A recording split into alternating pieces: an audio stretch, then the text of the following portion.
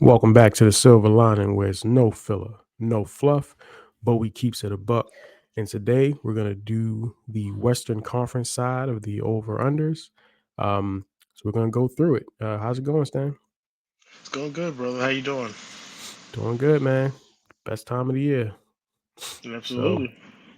we're gonna start Dallas Mavericks. Vegas has this at 48 and a half. Over or under? What you got, Stan? I probably was lean over because I think that Dallas. I think Luka's going to be the MVP of the league this year, and I think He's going to really. I think they're looking at the season as look. We got to the finals last year. We came up short. We didn't play our best ball in the finals. We got a lot to prove. Luka's got a lot to prove, and I see him as MVP candidate this year. And I don't know. I think the key to the Mavericks is going to be again. They made some changes, brought in some new guys, got rid of some guys. Clay obviously is the number one guy they brought in. So you're looking at Clay like, what does Clay have left in the tank? I think he has pretty good amount left in the tank. I think what happened in Golden State was Clay was just hurt by the fact that they didn't give him the contract extension when they gave it to Draymond and they gave it to Steph. And Clay's thing was, I'm just as important as all those two guys. I mean, you telling me I don't get a statue when this is all said and done? It's like those guys do, and he does. Clay's a statue guy. He's gonna have a statue in Golden State one day, and I think he was hurt by that shit, and I think it affected his play. And even with that, he still averaged 17, 18 a game last year. He just can't. He just again is a situation where he's in another stage of his career where he can't defend anymore. He's no longer that two-way guy that he was before. He's still a great shooter, good scorer, but he can't play defense as he used to. He's not a two-way player. But as long as he understands that role, he'll be fine. And Kyrie's Kyrie. He's still an elite playmaker, scorer. I think their bench is a little bit better, and so I'm saying over for them, slightly over. Probably they'll get to 50 wins. Yeah, I agree. I'm gonna go over as well. I'm actually surprised they didn't put that line at 50. Kind of surprised they went 48 and a half. Yeah, I'm definitely gonna go over. I like the team. I mean, it's basically the same team, but just you just added, Clay on there. So yeah, I like the team. I think that talking about what Clay has left is going to be like the big thing for them this season, because there were times last year where it did feel like Clay was looking washed and rinsed. I'm not just talking about defensively. There were times offensively he just didn't look anywhere close to the same.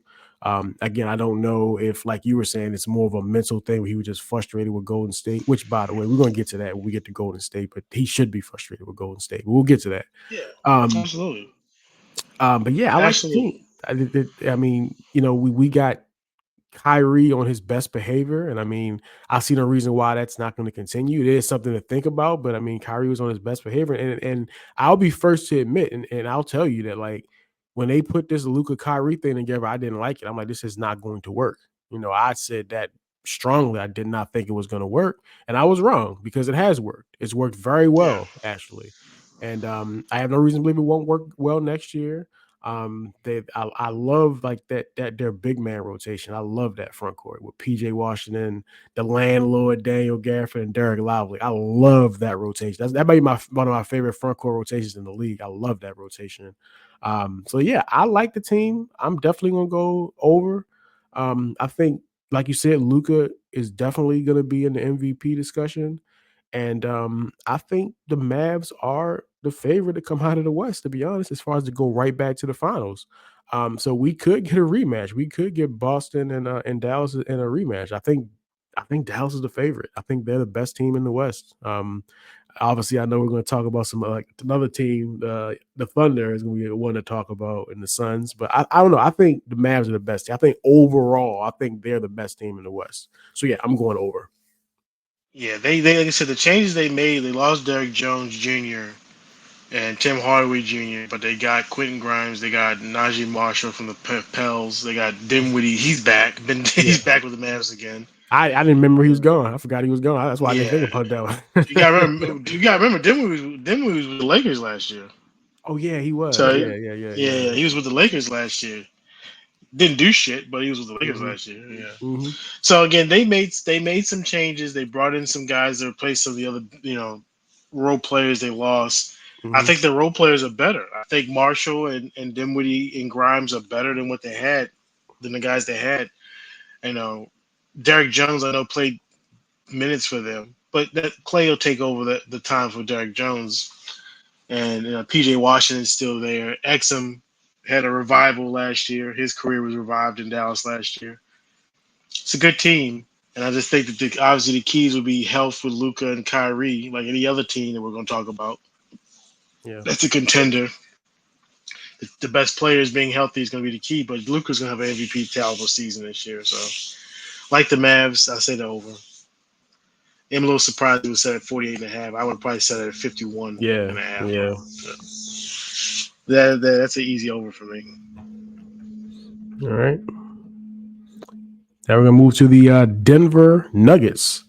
They have the line set at 50 and a half. I think that probably would have been a better number for the Mavericks, honestly. But they're setting this at 50 and a half for the Nuggets. And oh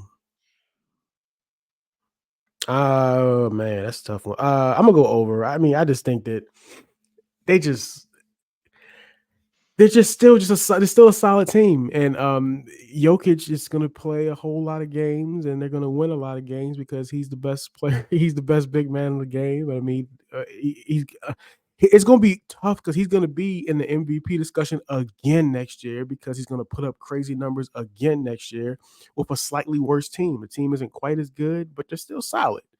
Um, Still love this. I mean, adding Westbrook. I mean, I'm interested to see what Westbrook can give them.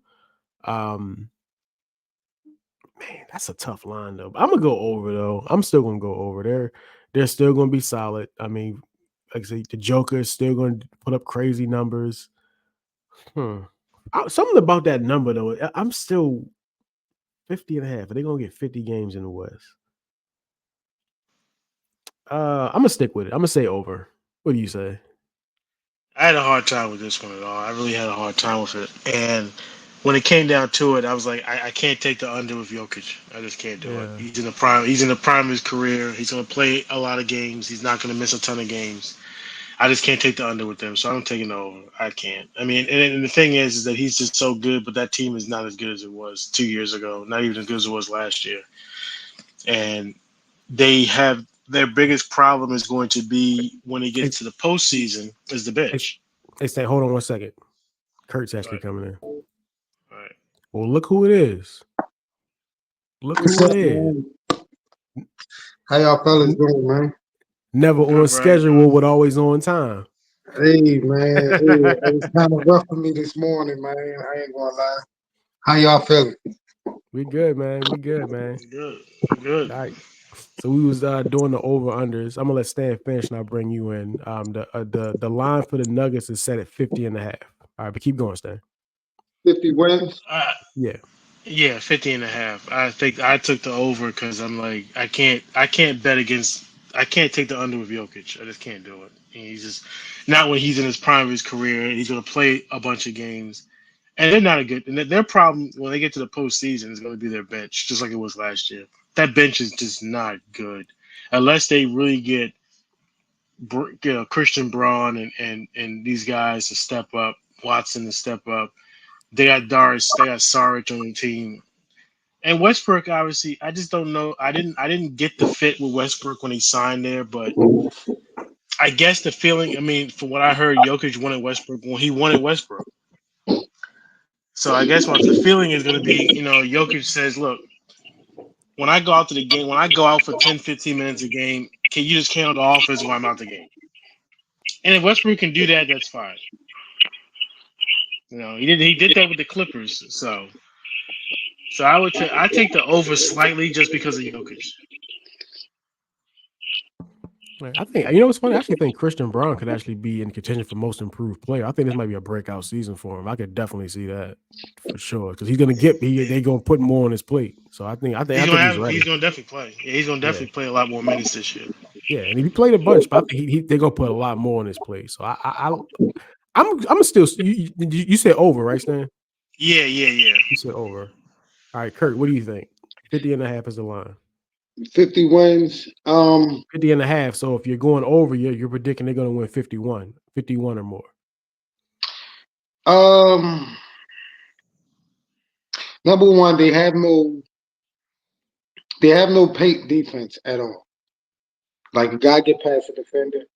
When you playing against Anthony Edwards, when you playing against Shea, when you playing, they're in the Western Conference, is what I'm saying. You have Kyrie Irving and Luka. You have a lot of guys that are going to attack the paint. I actually like the adjust. I like the Russell Westbrook addition because he's going to run. That's what they need, somebody to push the pace. Jamal Murray slowed down a little bit due to injuries, but 50 wins. I think they're going to have more than 50. When you have Joker, when you have Jamal, Michael Porter Jr., man, he's like the biggest. He's like one of the biggest like inconsistencies in the game. You know, if they can get a consistent Michael Porter Jr., they can along with Russell Westbrook, what he can do for them. I think they can get 50 wins in the West. Once you get past Minnesota, once you get past Dallas, and once you get past OKC, I think going into the season, those are the three best teams in the Western Conference. But once you get past those three, they're as good as everyone else. So I could see them getting 50 wins. Yeah, I think they'll get 50 wins. 50, maybe 53. 53 wins. All right. So we're all over on Denver. I like it. All right. So now we're going to go to the Golden State Warriors. They have the line set at 43.5. I'll go first. Under. It's time, bro. It's time. It's time. It's time for the new teams to come in, and it's time for the old ones to go down. I'm taking the under. The one thing I want to say, because I feel passionately about this, is that I'm very disappointed in the way the Golden State front office handled this Klay situation. Klay Thompson, yes. I'm very disappointed about it because here's the thing. Mm-hmm. Your time at the top is over. All that dynasty stuff, that's over. Y'all have been on the top of the mountain of basketball for years. You've had that. You've been at the top of the mountain. You got Kevin Durant as a cheat code. Like you were at the top of the mountain. You had that.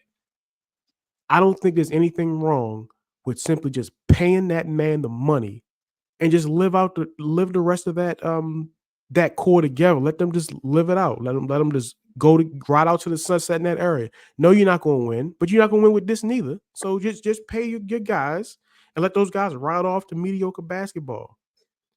I just don't like the fact that they just let him go like that instead of just paying him the money. What reason do you have to not just pay him the money?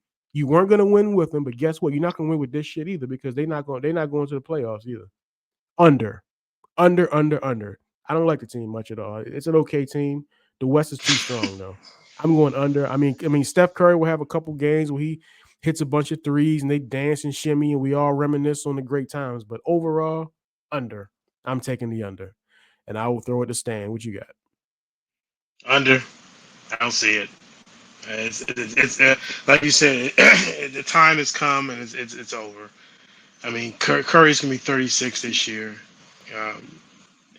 and the basic if you're thinking the Warriors are gonna win 43, 44 games, or 44 games to get to the over, you're gonna think that Steph Curry's gonna have to play like 75 games, and that's just not gonna happen.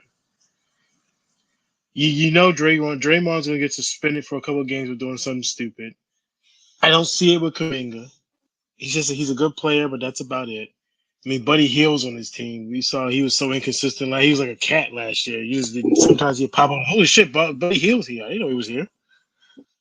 He's like the proverbial cat. The proverbial cat. With a cat, Reggie knows that because he's got a cat. The cat just disappears. You have no idea where it is, and then it pops up. Holy shit, where was it? Where was the cat at? That's Buddy Hield. And Wiggins is Wiggins, another one of those guys, a cat guy, where he just pops up every now and then. It's not a good team. So I'm taking the under. And like I said, the way they handled the Clay situation was terrible. They should have paid the man the money. Or if you're not going to pay the man the money, then you need to blow the whole goddamn thing up. So that means Draymond and Steph need to go if that's what you're going to do. If you're not going to pay Clay, then let the other guys go too. Don't give Draymond the money when Draymond's an idiot, and then don't give Steph the money, and then Steph is 36. He's still a high-level player, but I'm taking the under. Their time is done. The West is too strong. They might not get to 40 wins. I don't even see them being a play-in team. Don't see it. There'll be a play-in team, bro. There'll definitely be a play-in team, bro. I'm gonna just say a couple things. I see them winning 43 games. Just hear me out. When you say 43 games, you're essentially saying 2 games above 500. Remember the line is 43.5. So you're saying they got to win over that. So they got to win at least 44. I think it's possible, and I'm gonna tell you why. The reason why when Buddy Hield was in Sacramento, he was consistent. When he went to these other places where they mix and matched him, played him, asked him to facilitate some night, asked him to shoot some night, he's a guy who I think will Jordan Poole. He can Jordan Poole in this offense. The offense, the Golden State ball movement, spot threes, let him go whenever you want, take the cap off. It benefits Buddy Hield. He's going to get his 15, 16 shots a night. And he's going to be able to take them how many? Maybe 20. When you look at this team, Buddy Hield can definitely take about 20 shots a night and playing 25 to 30 minutes on and off the bench. And then I like Podziemski. I like the kid. I really do like him. We've talked about breakout player. I don't know if he's going to be like most improved, but he's going to take steps this year. And then, I really feel this about this one player. This guy has the greatest skill set, one of the greatest skill sets of his generation, and that's Kyle Anderson. I know he's super slow. I know he's super unathletic, and he's not a guy that you're going to depend on. But this man has a skill set that can do a lot of things. And that 6'7", 6'8" in the Golden State, like being skilled at 6'7", 6'8" in Golden State, is a specialty for them. So while I don't think they are a true contender, okay, I don't think they're one of the best teams in the West or nothing. But when I look at this roster and I think about their style of play, with Klay Thompson out the way, it's going to present more shots for Podziemski. It's going to present more opportunities for guys. Buddy Hield is going to have an opportunity to step in. You got to remember, Buddy Hield hit almost 300 threes like 2 years ago, bro. Like, he led the league in three-pointers made. If I'm not mistaken, I think he did it back-to-back, if I'm not mistaken. Don't quote me on that, though. But I know he led the league in threes like 2 years ago. And then Jonathan Kuminga, he has to play, man. He has to play, bro. This is the year for him. So do I think they could be 3 or 4, maybe 5 games above 500? I think at the best they're a 48-win team at the best. At best, they're 48 wins.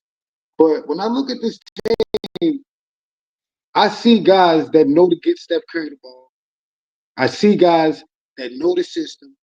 And I see guys who can do more in this system than they did in previous teams. So, 44 wins is what you're saying. Correct. 3 games above. Can this team be 3 games above 500? In the West. Nah, man. Damn, I tried to fight. Really? I was trying to fight the James, bro. I think I did a good job of fighting the case too, but essentially 44 wins would be a lot with an aging Steph and Draymond. But this is what I will say. I do not think this is how this team will be constructed at the All-Star break. There will be changes to this roster. All right. Your audio is kind of going in and out, by the way, Kurt.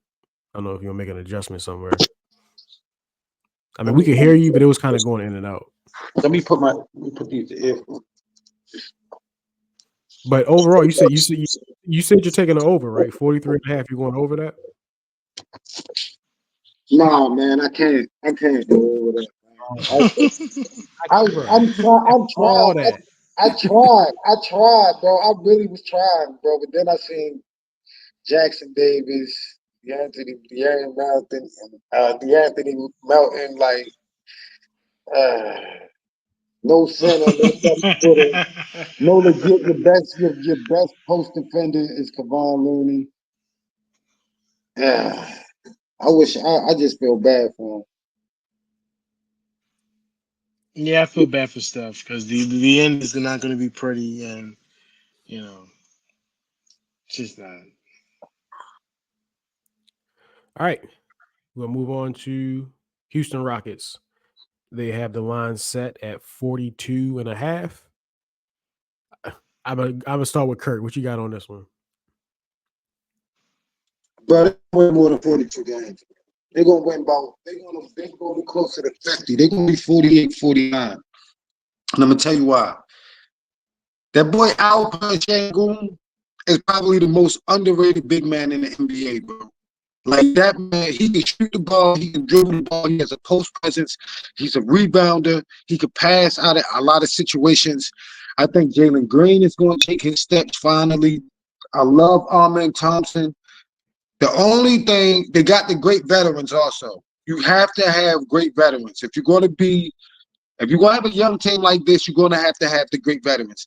They got Jeff Green, they got Steven Adams. Fred VanVleet is battle tested. I'm looking at this team right now. I just don't like Dylan Brooks, though. I mean, he's a good player. It's just something about him that I don't like. But when I look at this team, when I like Jalen Green, like he took steps last year. You know what I'm saying? Amen Thompson, he's like a Draymond Green, Dennis Rodman type hybrid. Because whereas though he could dribble and ball handle, but he also can play multiple positions. I see maybe about anywhere from 45 to 47 wins for this team. I think this team right now, as constructed, is a year away, man. I think they are a year away. I'm very optimistic about the Houston Rockets. Like I say, Alpern, he has to get his credit this year.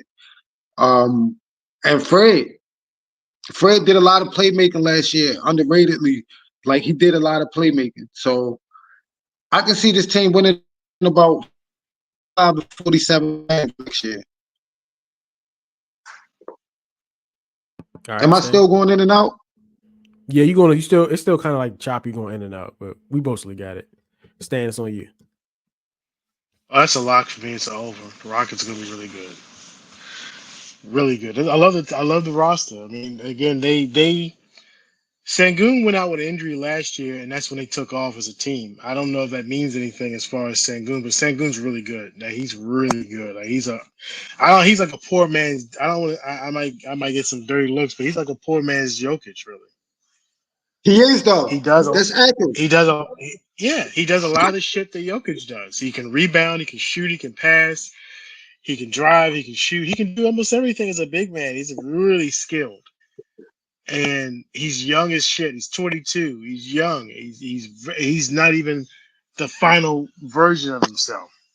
Mm-hmm. You know, they got. I mean, and you're right when you was talking about this team. They've got a lot of the ingredients as a young team to make that next step. They've got the young stars. They got Sengun. They've got Green. They got Jalen Green and Jabari Smith and Thompson.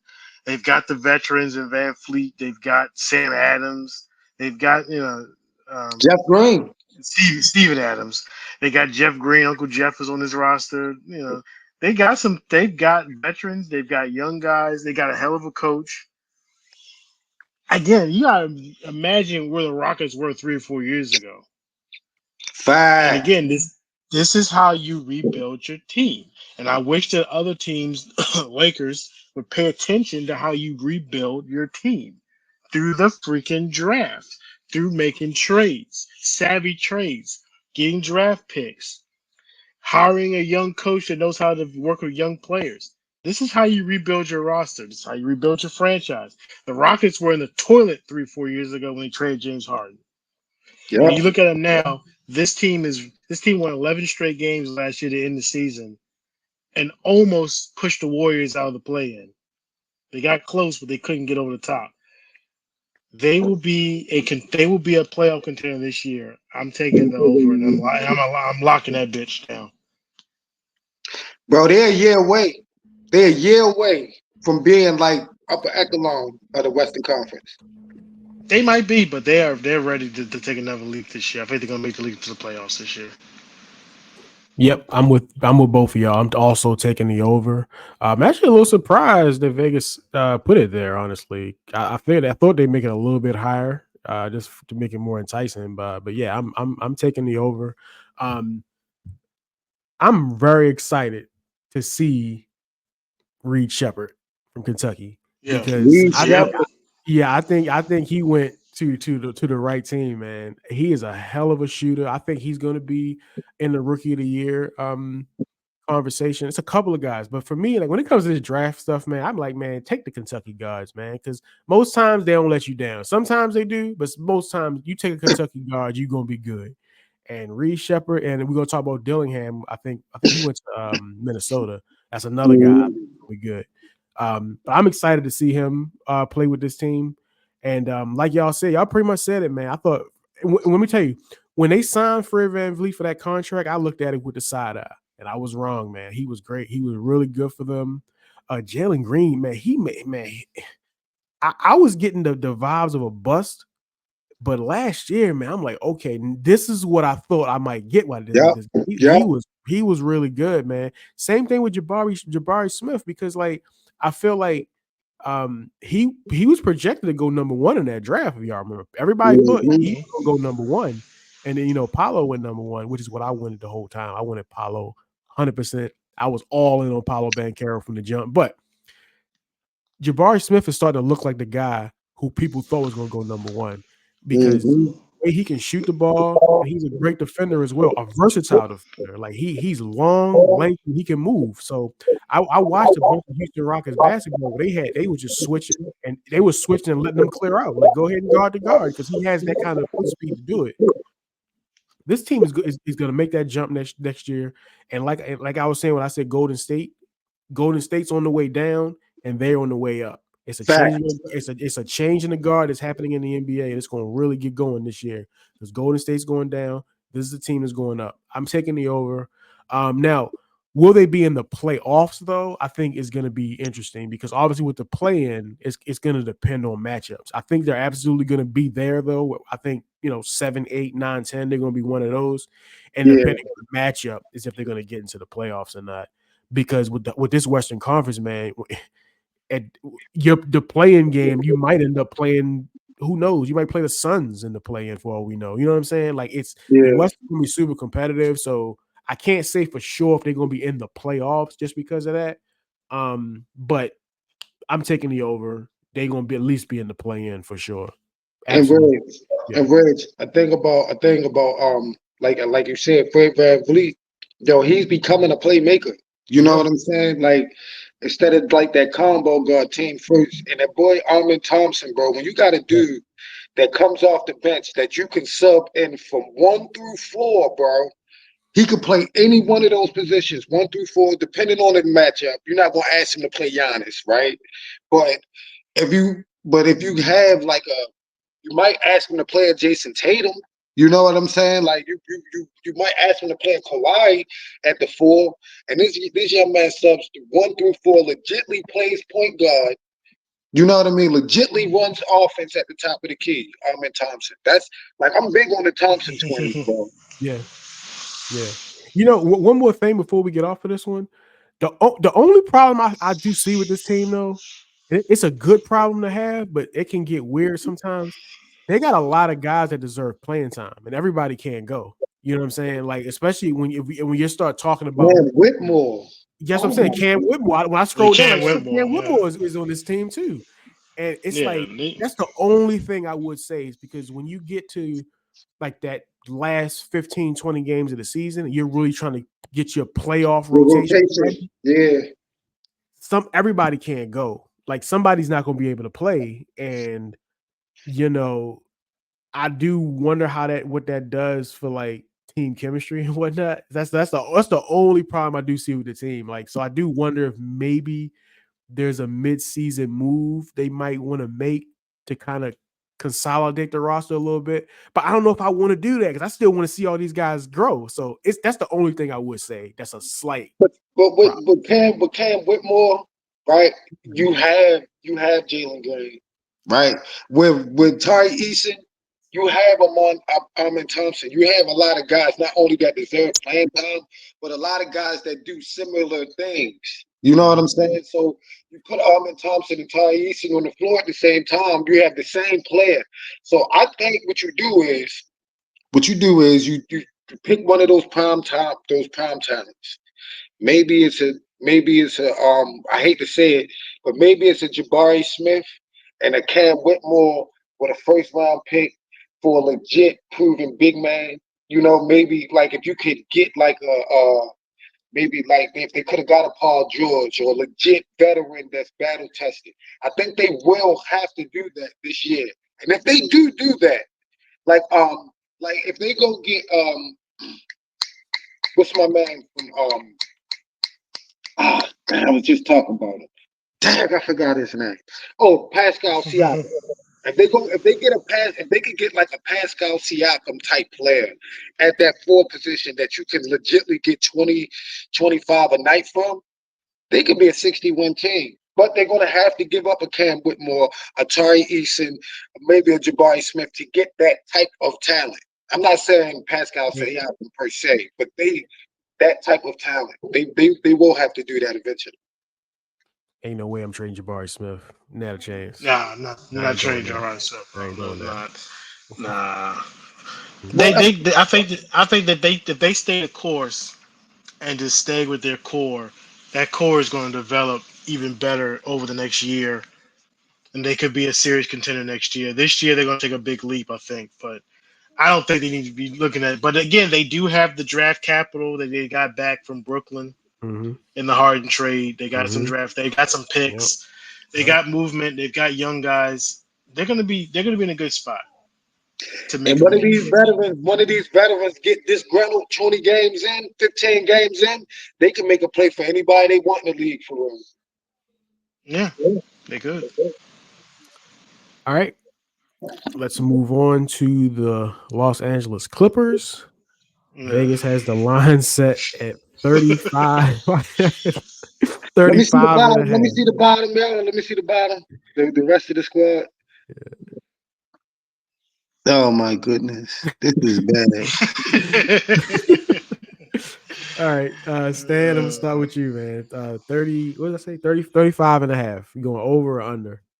Under, lockdown, under, and that line actually went down because that line was initially 38 and a half, and then Kawhi did what everybody expected. The Kawhi deal was, oh, he's not going to be ready to play start of the season. I'm like, yeah, I could have told you that, man. He didn't play in the preseason. He didn't play in the preseason. He wasn't committed. He wasn't committed about starting the season. This is some of the situation that could go south really bad for them if when it comes down to Kawhi. If Kawhi is missing 2/3 of the season, this team is going to be a lottery team, and it's going to get ugly because there's not much behind Kawhi. And yeah, it's not going to be good. This is not a good team Mm-mm. without Kawhi. It's just not good. And you're looking at Kawhi, you're thinking, well, shit. If he's already missing games now, what's going to happen if the season gets long and they get off to a really shitty start? Is he going to be in any hurry to come back to play? It's not great, man. They did what they did with James Harden. You knew that they knew they were going to extend James Harden. They did. Um, but this roster, I mean, PJ Tucker's corpse is still on his team, and you know they got Derrick Jones from Dallas. They got Chris Dunn, Nick Batum. I mean, this is a shitty ass team, bro. Mo Bamba's on this team. I know Reggie happy Fucking Orlando got rid of Mo Bamba, bro. Man, Mo Bamba. Fucking man, I Kevin tell you, Porter is on the team. man, I tell Yeah, you, he man. was What a big it's waste of a draft pick. Stan to tell you, man. Stan could tell you because we was watching it together, man. One of the darkest moments in my life, man, was that draft when that whole thing went because I was all in on Trae Young. I wanted the Magic to get Trae Young so damn bad in that draft, man. I wanted it bad. I wanted it bad. And when that whole trade went down, I'm sitting there screaming at the TV for the Magic to make a trade. I'm like, pick up the phone and call, like, break this shit up. Don't let them do this. Luka and Trae, get in there. And they didn't do it, man. And when they made the announcement that Mo Bamba was go, I just hung my head like, man, what a just one of the worst days of my life, man. Me and Stan, we was getting food to watch the draft together, and like he'll tell you, I was in that thing like, man, I don't give a damn who you got to trade or how many years of draft picks you have to trade. We cannot walk out of the draft without With just Luka Mo Doncic. Bamba. Yeah, without I wanted either Luka or I wanted Trey. That was who I wanted. That was my 1 and 2 in that draft. I want them on the team. And when I didn't get it, man, I was just I was hurt. It still hurts thinking back to it. It was a long drive home because I went over Stan's house to watch it. I was like, You man, said it was a long drive. it was a long drive. I didn't put no music on, man. I just let the car just go, man. Hey, It wasn't But go great, ahead. man. Go ahead. you had Yeah, that keep Nas going. moment, drunk by myself, gun under the Yeah. sheet. I don't want none of my people. Yep. It wasn't Hey, great, man. It was. oh man. But yeah, keep When I look at this roster, bro, I just want to say, dang. Guess he ain't have nothing good to say. but I'll go ahead and go. I'm also taking the under on this one. The one thing that I do think is an interesting thing with this team is that I mean you do still have James Harden on this team, and historically, I mean James Harden does do very well in situations where he's got to carry the mail. You know what I'm saying? And so and I mean James Harden, I've seen pictures of him in camp. He's in shape. He says like he's ready to go. So is it possible that James Harden can just carry the mail? That James Harden can just keep this team afloat, can just keep them going. Hold on, Kurt's coming back. Yo, you there? I'm here. All right, but yeah, I was saying that like I'm taking the under. I'm definitely taking the under, but I am wondering like, is it possible though? Because James Harden historically has done well when he's got to carry the mail. So can James Harden just turn back the clock and be the James Harden the old and just kind of keep this team afloat? And then maybe Kawhi Leonard can just fly on in, around the All-Star break and Wow. this team could possibly push over that number and get into the play-in. Like, is that a possibility? No, When I it's look, not. hey yo, when I look at this roster, you know what I think?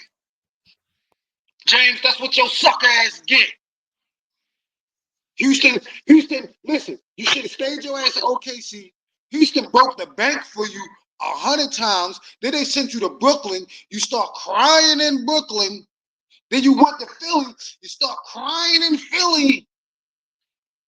Bro, this is what you get. Terrence Mann is the second best player on your team, bro. You talking about y'all got a mid coffee start. That's what you get, bro. This is what James, bro. This is the karma of James Harden, bro. Like Terrence Mann is literally the second best player on your team. The only thing you can hope, the only thing you can hope is that Derrick Jones get lanes to the goal for you to throw him alley oops, bro. You have nothing. You will. When I look at this squad, actually I lied.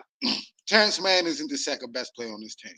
Nicholas Batum is the second best player on his team, bro. Like, this is what he's getting, bro. They might win 17 games this year, bro. They might be what it was last year. with James Harden. That's what he deserves. And listen, he can't force no trade. Look how much money he making, and then look at his team. Like, what are you going to do, James, to get out of LA, bro? Like, what? This is what he deserves. This is what he the end of, yeah. This is the end of the line for James Harden. So I don't think there's any word for him to force. This is the end of the line for him. I think. What does he talk about? Could he keep a boat afloat? That man look like he playing defensive tackle. What are you talking about? Well, I saw some pictures of him. Unless it was Photoshop, it looked like he was in shape. But yo, James Harden has never been in shape. Like since the time they drafted him, he has never been in shape, bro. His whole career, bro, it's over. That's what he deserves. Nicholas Batum at 38, 39 years old is your second best player. No, of course, I'm taking the under. I'm taking the under. What are you talking about? 6 feet under. Brother. I'd be surprised if they won 20. You know what's even more of a gut punch here for Clippers fans is that, and this is gonna be a painful sentence, man, but they do not have their first round pick in this upcoming draft. And the reason why they don't have it is because it's going to the Oklahoma City Thunder, who also have a man named Shai Gilgeous-Alexander, who was also on their roster in a trade that they made to bring in Paul George. Yo, this is despicable. This is despicable, bro. This is despicable, bro. It's bad, man. It's really bad. You know, they are fucked. You want to talk about a franchise that is fucked? That's the Clippers. They're fucked, and they have no movement to get better. They threw all their eggs in the James Harden, Kawhi Leonard, Paul George basket, and Paul George is gone because they wouldn't give him the fourth year. They re-upped with Kawhi. Yeah, bro. That's crazy. I mean, they still, by the way, they still owe Kawhi Leonard. His Kawhi Leonard's next 3 years. He's got 49.2, 50.0, and 50.3. That's $150 million over 3 years. Yeah, for a guy that I don't think can play anymore. I think he's doing just enough to prove he worth a contract. Painful. That is painful. Sounds like we're all on the under. No, I'm on the under. You know what I mean? You gotta put me under y'all under. All right. Oh man. Next we have the Los Angeles Lakers. You know, we got 42.5 is the line on this one. And man, I don't even know who I should start with. Stan, because both y'all Lakers fans, I don't know who to start with, man. Oh my goodness, this is a tough decision here. I'm gonna roll with Stan. I want you to go first. Yeah, Stan. let Stan go. Let Stan go. There you go. Go take off, bro. Slide up a little bit more, Red, so I can see the rest of the squad. I mean, you can see what the roster looks like. You know, it's what it is. What it is. The roster is what it is. I mean, it's not gonna do me no good to sit up here and jump up and down and cuss about it. The roster is what it is. It's a shit roster. It's the same shit roster it was last year. The only difference is that last year we got 71 and 75 games from LeBron and AD. Am I supposed to sit here and expect a 40-year-old LeBron James to play 70+ games this year? 40-year-old. 40. And Anthony Davis, who doesn't play who hadn't played 70+ games in a season probably since his rookie year. I'm supposed to expect that production again this year. We got 71, 75 games from LeBron 80 last year, and we still just made the fucking play-in. And ended up losing in the first round by winning one playoff game. This team is hopeless, bro. But at the same time, 42.5 is fucking low. Right. Right. Like Right. at the same time, their number is low. 42.5 is low as shit. So you gotta take the over with that. Even if LeBron and AD don't play as many games, but at least if they play at least 60, we're gonna win 43 games. I mean, 43 games with this roster is easy. But that's pretty much where it is. That's pretty much where it is. That's where it is. The ceiling with this roster and with this team is 44, 45 wins and the play in. That's their ceiling. And as a Laker fan that's used to winning, used to competing for championships all my life, this is a sad state the Lakers are in right now. Yeah, it's very This is scary. this is it's a sad state because I just don't see any future. I don't see any light at the end of the tunnel with this team. I see no light here. I see nothing. All I see is, you know, I just see a team that right now is predicated on the whims of a 40-year-old LeBron James and what LeBron James is going to do. When you're depending on a 40-year-old guy going into year 22 with the mileage that LeBron has, the games played, we're depending on LeBron James to carry us to where? The first round, the play-in. This is sad. Like I said, they'll go over because 42.5 is fucking low. They'll go over that, but if you're asking me what the outlook for the Lakers this year, it's the same as it was last year, the same as it was the year before. The play in, and if they get a favorable matchup, maybe a round one victory. But there's nothing much else there. And again, as a Laker fan that's grown up with winning and competing for championships, to sit here and say that the ceiling is the fucking play in tournament and maybe a first round victory if they get a favorable matchup. Anybody with the fucking Denver Nuggets, it's pretty low, bro. It's just low.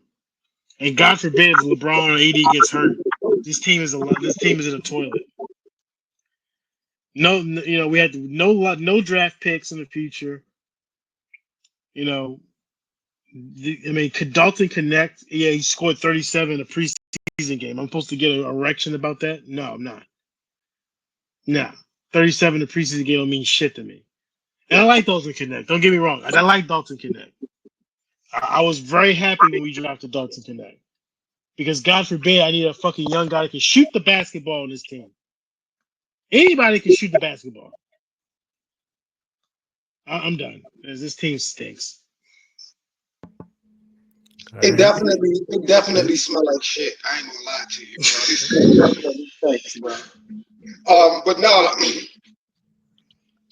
what's gonna happen? I'm gonna tell you what's gonna happen. AD gonna play 82 games. LeBron gonna have an MVP season, and Bronny gonna be rookie of the year, bro. And we're gonna win 64 games. Hey, And Kurt. then I'm gonna wake up. Kurt, Then I'm gonna wake up. I'm gonna wake up, and then I'm gonna your realize, audio, your yeah. audio is off again, Kurt. What I was saying, can you hear me? I hear you, but it's off. Do you have it on speaker? I do, bro. I don't have my headphones. Yeah, because when you speaker, that's why it was it's like echoing because it's catching what you're saying and what it's receiving, so it's causing the echo. But go ahead, man. Oh, can you hear me better this time now? Is that better? Yeah, we got you. All right. Yeah.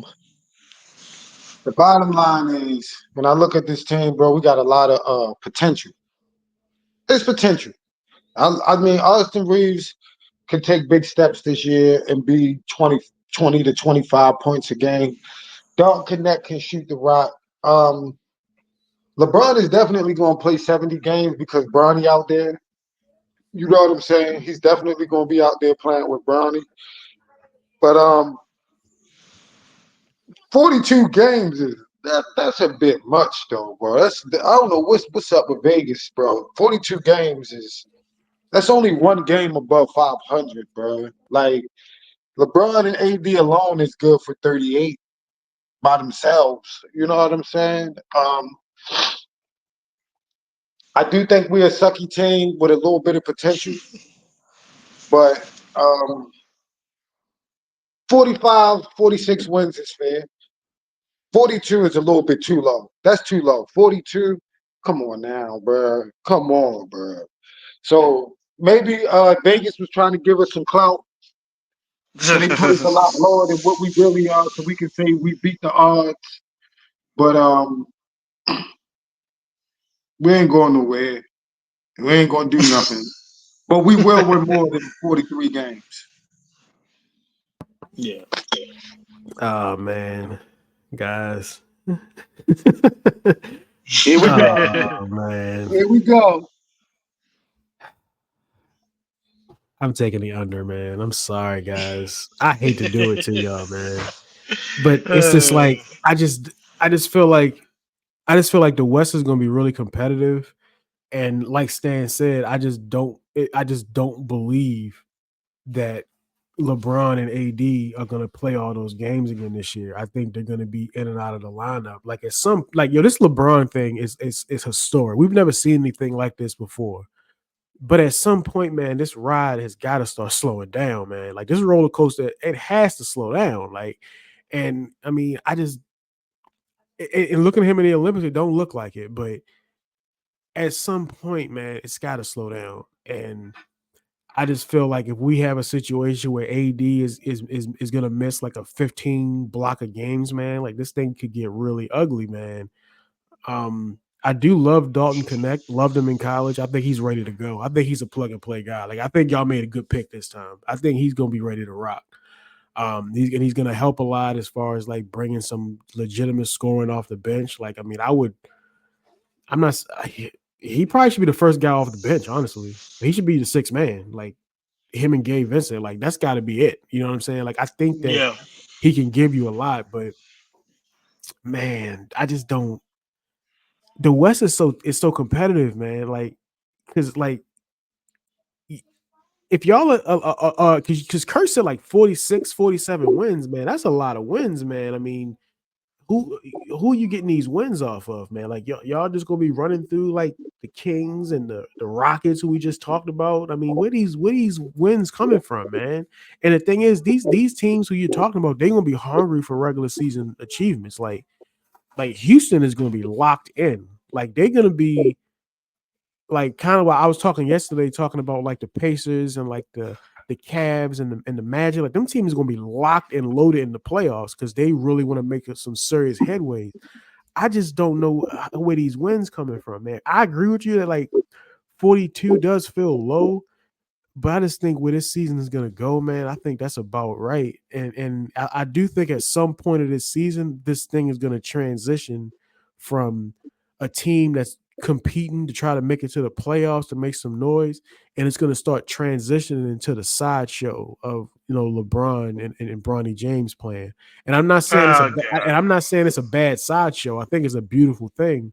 But if we talk about these win totals, man, like if you were really like let me tell you this, if your team is dead serious about really competing, there's no reason why Bronny James sneakers should touch the floor this season aside from in blowout games. Like if his sneakers are touching the floor in close games in the third quarter, man, then that tells you all you need to know about where they're viewing the season. Because I'm sorry, bro, like he shouldn't be playing yet. Not in the NBA. The G League, yeah, he shouldn't be on. But he's on the damn roster. Like he's gonna be playing. He's gonna be suited up for the Lakers instead of whoever your G League team is. It's I don't know, embarrassing. man. I think Man, It's an absolute embarrassment. I do want to say one thing though, y'all. Gabe yeah, Wilson, Gabe Vincent. Like the thing is, we have good piece players. yeah. Like Rue is a good piece player. Gabe is a good piece player, but Makes sense. they don't naturally match up together. You see what I'm saying? Like when you look at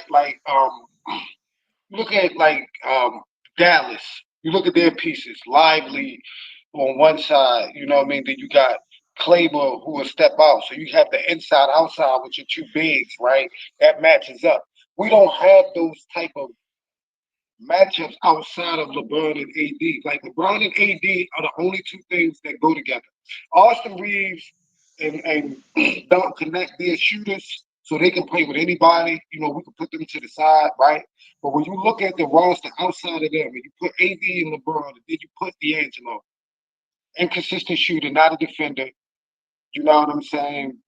Not really much of a playmaker as he once was. You know what I mean? When you look at Jackson Hayes, he's not a big man that can extend the floor and shoot, so he clogs up the lane for LeBron. We have a lot of pieces that we just had to get guys because we had to get guys, bro.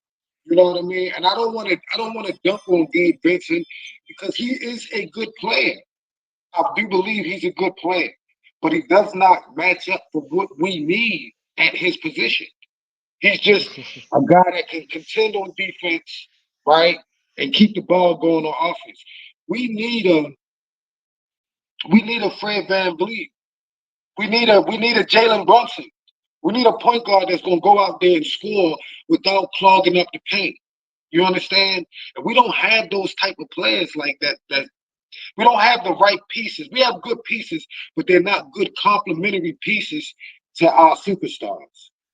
So when LeBron and AD not going, they don't know how to play off of them. So sometimes it just look like LeBron just passing it to niggas, and that's really what it be. So I can see how you say under 42, especially in the West. Especially in the West, I can see how you say under 42, but it's a bad squad, man. We might be under 42, but I'm gonna go with the over because I think 42 is a little bit too low. 42 and a half is too low. It's just a too low of a number. You sitting there looking like they won 47 last year, and it's the same roster pretty much, just with Dalton Connect and LeBron's kid on the team. And again, I don't even want to even talk about LeBron's kid. To be honest with you, I'm just not interested because again, like you said, he shouldn't play 1 second if we're trying to compete for a championship. He's not. He's not an NBA player right now. I'm sorry. I know everybody loves the feel good story of LeBron and his son. That's cool and all, but he's not an NBA player right now. He's barely a G League player. He shouldn't even be on this goddamn roster. And the fact that he is an embarrassment. So he's gonna probably fucking play. And again, if they want to get the shit out the way, just have him go out there with LeBron on opening night, let LeBron throw an alley-oop to him or some shit. Okay, great. Then his ass in the G League the next day. Then that's what happens. But if we're gonna keep doing this Bronny James thing, it's gonna turn into a sideshow. And But this what I'm saying though, yo. I hear what y'all saying, but this what I'm saying, yo. They got 47 wins last year, correct? But they got 47 wins with AD being healthy most of the season. Like, are y'all telling me y'all expecting that to happen again? Like, yeah, is I that what we're know. expecting? I mean, we can't go by injury. I mean, you got to But put injury to the side. no, but Like, no. this is a violent injury, I know, but right? like you have to think about it because like yesterday when we was talking about the 76ers and they're over under. I went under because I don't expect Joel Embiid to stay healthy this season. I think that you can factor it in when we're talking about guys who just are just chronically unavailable. I You know what I'm got you. saying? I So we're got talking you. about like Kawhi Leonard. Like I can factor that in when I'm talking about that over under. I don't think he's gonna be available. And like I just don't believe Anthony Davis is gonna play that many games again. And on top of that, you gotta remember that y'all got the same squad basically. The teams have gotten better in the West, man. Like Houston is coming. Like Houston is on the way up. The Grizzlies weren't a factor last year because Ja Morant was flashing pistols. Well, he's gonna be back this year. Like that's gonna be a better team this year. So like I'm just saying like where's the food? Where y'all eating off these wins? In the Eastern Conference, it's a whole buffet at the bottom of the East. It's a whole buffet down there. But in the West, what you eating? Like, I mean, the Blazers, I feel you. The Jazz, I feel you. But where's the? I guess I don't know, man. I don't know. I feel like I'm being disrespectful to LeBron putting it this low, but I just don't see it. I don't I see don't. it, And then man. you got to think the NBA ain't gonna let LeBron miss the playoffs, bro. I mean, they He's ain't just gonna have a gonna let him choice. go. He's It's a gonna. He's gonna win. Man, it's a changing of the guard, man. They're not gonna have a choice, man. I'm sorry, I got the under, man. I hate to do it. I hate to do it.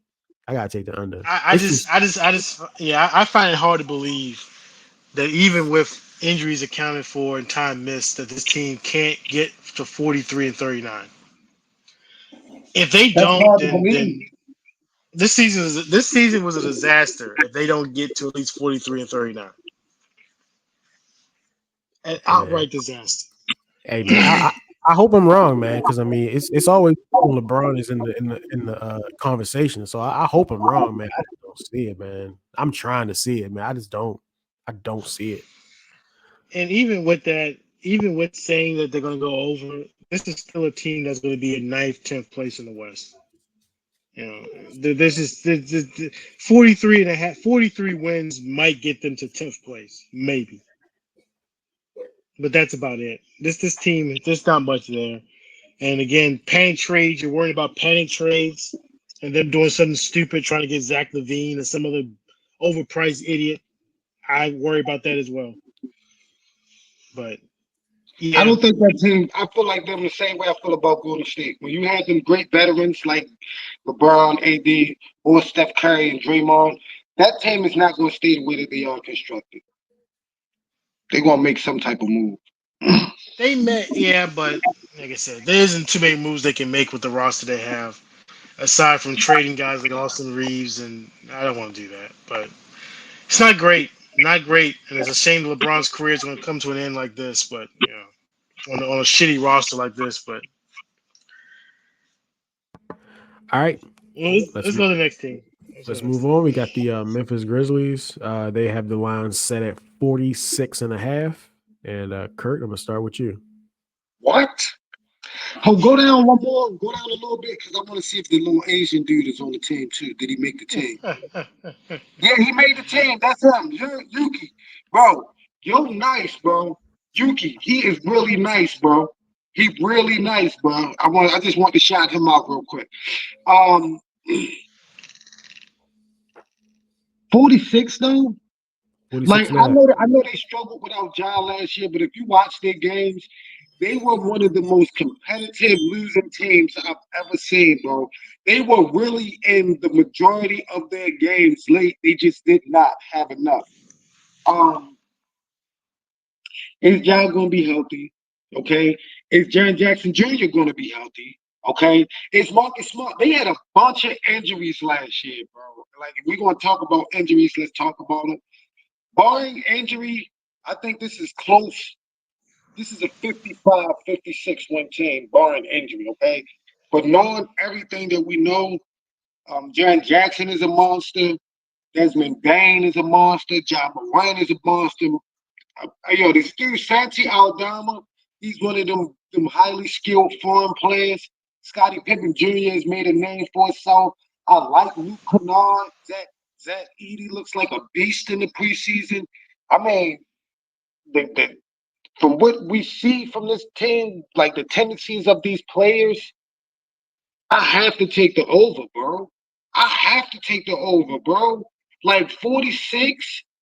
Like, okay, we're going to factor in the injury and say maybe John's not going to play 75 games, or maybe John Jackson's going to miss 30 games. But John hasn't been chronically injured. He's always missed about 5 or 6 games. These guys aren't like injury prone guys like Joel Embiid and Anthony Davis. These are guys that just had bad years. Okay. I see 52 for this team, bro. As constructed. Desmond Bain, bro, one of the most underrated ball players in the league. Two-way guy, could shoot the three, very tough down bottom. He could post you up. Jaren Jackson Jr., we know what he could do. It's hard to find a better combination of defense, playmaking, and shooting ability. Finish over the top with the lob. So, like I said, that dude Santi Aldama, man, he is a very highly skilled big man. And this dude Yuki, bro, he's already one of my favorite players in the league, bro. Already, I know he ain't gonna get no time. He might not even make the team, bro. But he's one of my favorite players in the league right now, bro. Yeah, I wish GG Jackson was healthy, man, because he was nice last year. Like he came out of nowhere. He came completely out of nowhere. I know he had surgery on his foot, so I don't know if they gave any real timeline on his return. But I agree with you, Kurt. I'm taking the over on this. I mean, Jaren Jackson Jr. I don't expect to be healthy. I think I heard he's hurt already, so I don't really. He's hurt already. Yeah, he's hurt already. But even with him out, I mean, at this point, they're used to playing without him because he's always been hurt. So I don't know. I like the team. I think it's a very balanced team. I love what you said about Desmond Bain. Very underrated, extremely underrated guy. Now, I haven't seen that guy you shouted out. I haven't seen Yuki play before, so I'm gonna look some film up on him. I haven't seen Yeah, him yo, go. look at Yuki, yo. Look Yeah, at I will Yuki. He look been him up. shining in the preseason. I will look him up for sure. So yeah, I'm taking the over. I think the line they set is fair. I think they're kind of looking at it like, kind of coming off of last season, like maybe there's a slow start, and the West is competitive, so I get the line, but I'm taking the over for sure. I'm not sure. You said like 53 wins? Yeah, maybe 52, 53. I Yeah, think they yeah. could be. I mean, if even like you said, even with John Jackson being in and out the lineup, I think John Desmond Bain stays so. Yeah, Okay, yeah, and then you exactly. mix that with the other pieces around them that they do. Exactly. Like this is a very well constructed team. I Honestly, agree. this team belongs in the '90s because they tough, physical. They like the point of attack. Vince Williams, that's another good player, bro. Like Scottie Pippen Jr. has made a name for himself, bro. I just like this team. I think Zach Edey, quiet as kept. They go ahead and John Jackson, you go ahead and get injured, bro. Zach Edey mess around and put up rookie of the year numbers from what I've seen in the preseason. He looks like a monster in the preseason. All right. Stan, what you got? I got under only because, and the only reason why I say under because I just have to I have to see it first with this team. I mean, I have to see it, and like you said, with the injuries and all that stuff that they have to deal with, they always deal with. It's going to be tough for them to get to 40. You're looking at them to get to 47 wins in this conference. It's going to be difficult for them. Now, I do think they'll be a better team, obviously, than they were last year. I think they're going to get up to 45, 40, 47. I think they'll be slightly under that number. But they're going to be a pretty good team. Like you said, they were very competitive last year, even when they were not very good. And and Zach Edey, I would, if I had to put money on Rookie of the Year, I'd probably put on Zach Edey. And I think he's going to be surprisingly really good. I think a lot of people, but again, like you said, with this rookie class, you just don't know who's going to be the person. Just I think don't it's going to be know. Zach Edey. I think it's going to be Zach Edey. And Ja is going to be obviously the key to them.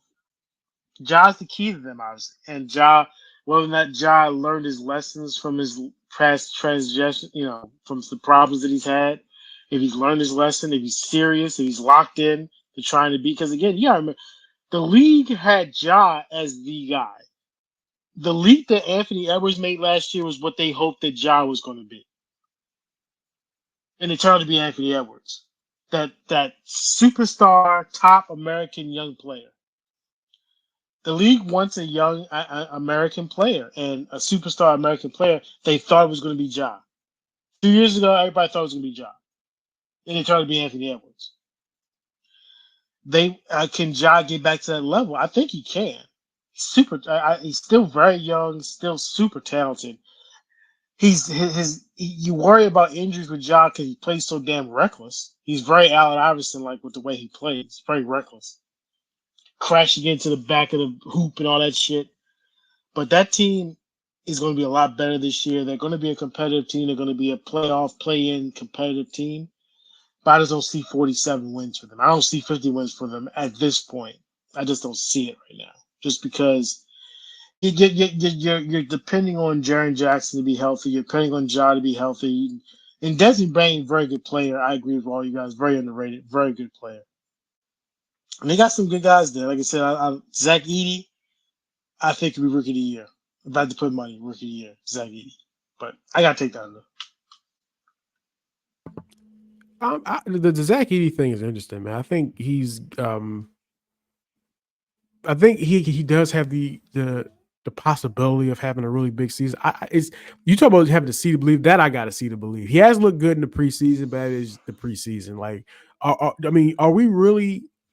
do we really believe that Memphis is going to run their offense like that? Like it's gonna be like Patrick Ewing, like go ahead and get in the paint. I'm gonna throw it to you. We're gonna play off of that. Like, are we really doing that? Like, and is that really does that really work for how Memphis is gonna play? Like, I mean, it could. It could. I'm interested to see it. And I think Kurt is right on the money where if Jaren Jackson goes out, we could see some of that for sure. He might mess around and start. I gotta see it to believe it. I'm just not sure if when it's time, like I'm putting that dude in a high pick and roll and I want to see what you got. That's what I'm doing with Zach. If I'm playing against the Grizzlies and I see Zach Edey come on that floor, I'm running high pick and roll every single time. Let's see what you can do. I'm running every single time. I want to see. Yeah, that's gonna be the key for him is can he defend at an NBA level? Can he defend and keep up with on an NBA level? Can he take himself out of those situations where he gets picked on? Right. And that's gonna be a wait and see thing with him. Yeah, in today's NBA, man, like a lot of these big men can shoot. So when I put your ass on a high pick and roll, you got to be able to cut off the drive, but you got to be able to be quick enough to get back and cover the big man that pops out. Can he do that? I don't know about that, honestly, man. I wish him well. I loved him in college. I wish him well, but I'm just not sure of that. Right. It's a wait and see with him, but I think he's got a lot of potential to be really good, at least this season for them. All right. So what we got next?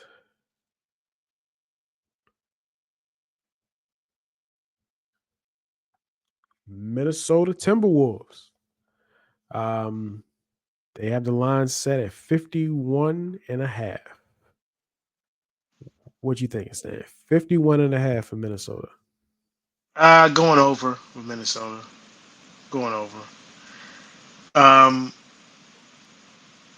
Obviously, the big thing with Minnesota is the trade they made a few weeks ago with Towns and bringing in DiVincenzo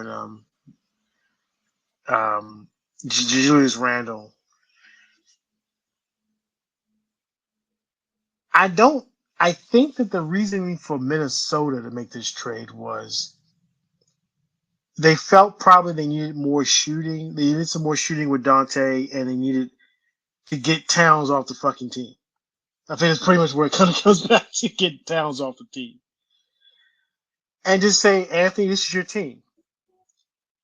You don't have a guy who fancies himself as the alpha male like Towns has done. This is your team. And Edwards is the ultimate alpha male of this league. He is the type of guy that you look at and say, that's the guy I want to build my team around because he believes he's the best player on the court. Doesn't matter who's on the court with him, who's against. He doesn't care. Doesn't matter. It doesn't matter what sport he's playing. He thinks he's the best athlete on the field. He is super confident. You can say cocky. I don't believe in that. I think the guy is super confident. He's got the swagger. He feels he's the best guy on the floor. Whoever he's on the floor with, he's the best is out there.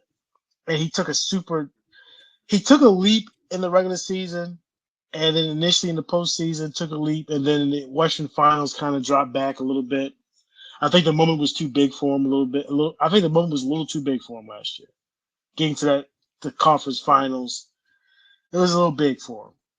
He's going to learn from that. He's motivated to get it to be better. And he's going to have a super season. MVP caliber season, absolutely. The Gobert thing is the Gobert thing. And people can, it is what it is.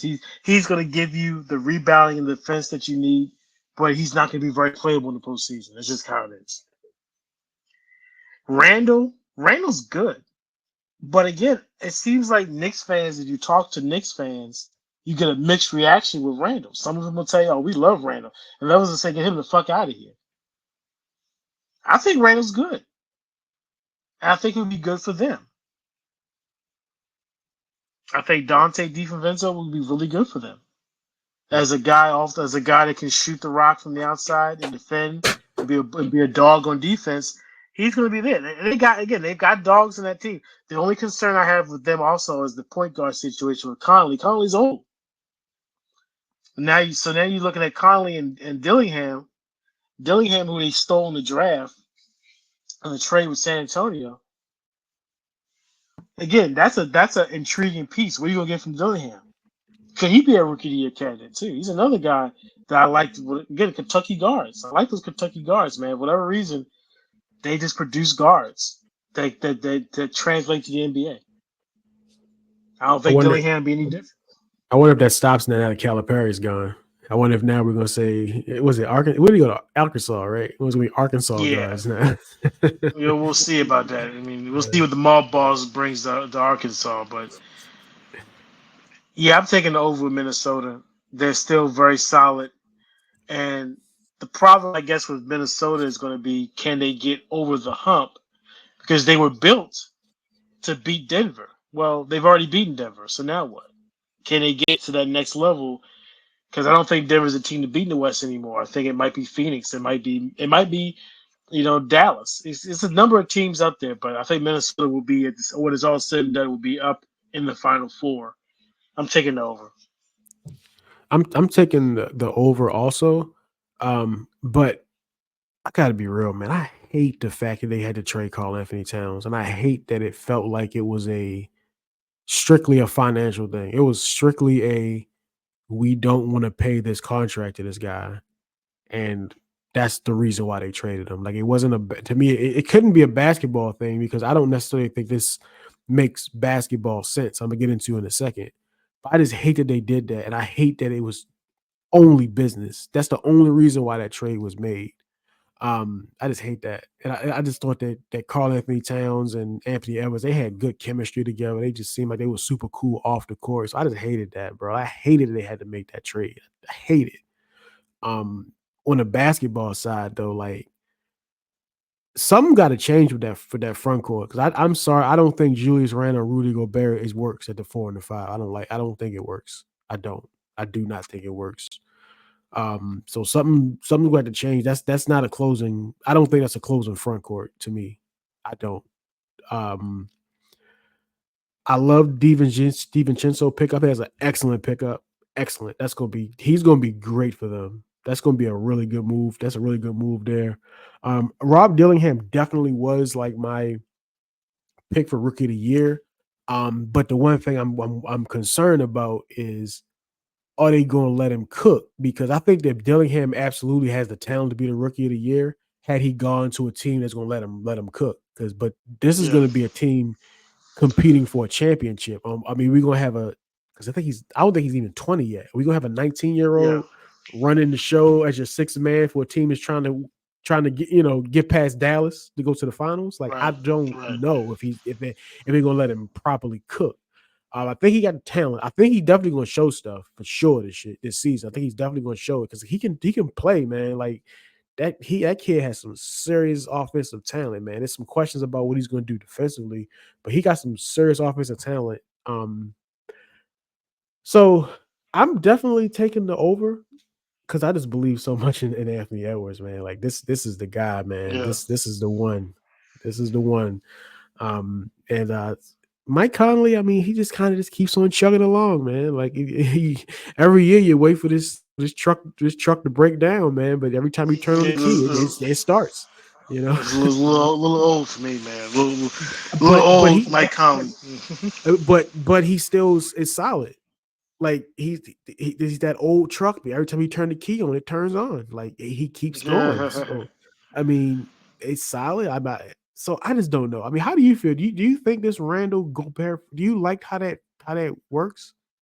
I think they're gonna try it out to see how it works. Obviously, in the regular season, but I don't know. Again, trying to find big guys to play with Gobert. Again, they figured it out with Towns and Gobert last year when I didn't think that was gonna work, and they figured it out last year because that was the same thing we said when they brought in Gobert in the first place was that him and Towns are not gonna work.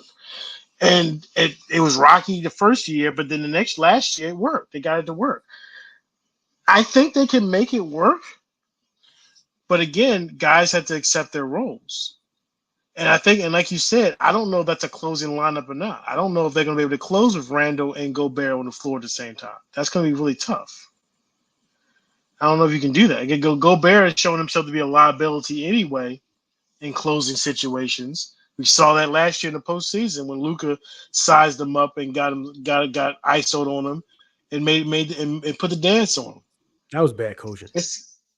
Yeah, I mean, you just That was bad you coaching, bro. worry. There's Yeah, no way I'm letting that happen. Like I'm not allowing a switch for Luka Doncic to do his thing. Like I'm not allowing that. Like if I'm cool, I'm like, yo, the second they run the screen trap and make them pass it, we're not switching Rudy Gobert to be one on one with Luka like that. Nah, we trapping or we you going can't do over. We that. doing something. We're not doing that. That was bad coaching. He shouldn't even have been in that position. Really. Yeah, he shouldn't have been in this position. That's the thing. And again, they have, and that's the thing with him. It's like, dude, you can't. He's not. You don't want him on the floor in closing situations, especially when the other team has Luca, Kyrie, or SGA, or Edward. You know, all these guys. You don't want them on the floor because that can happen. That kind of shit can happen. I don't know. I think it's gotta be a wait and see thing with Randall and Gobert how that works. I think Randall's gonna have a really good season because I think Randall's been maligned a lot by Knicks fans, some Knicks fans.